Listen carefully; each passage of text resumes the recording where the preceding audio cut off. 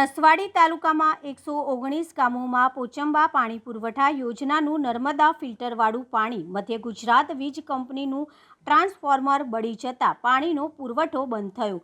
119 ગામો ભર ચોમાસે તરસ્યા। નસવાડીમાં પણ એપીએમસીના સંપમાં પાણી ના પહોંચતા 3 દિવસથી પાણીની તંગી।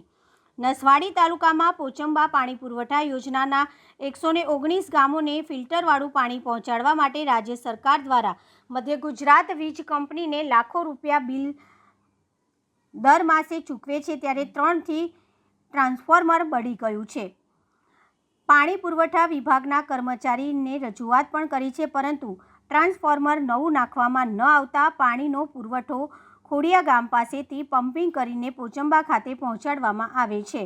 ખોડિયા ગામની કેનાલ પાસે ટ્રાન્સફોર્મર બંધ થતાં વીજ પુરવઠો ગુલ થતાં પાણી પમ્પિંગ કરીને પોચંબા ખાતે પહોંચાડવાની સિસ્ટમ ખોરવાઈ જતાં લોકોને મુશ્કેલીનો સામનો કરવો પડી રહ્યો છે અને ભર ચોમાસે પાણીની તંગી સર્જાઈ છે।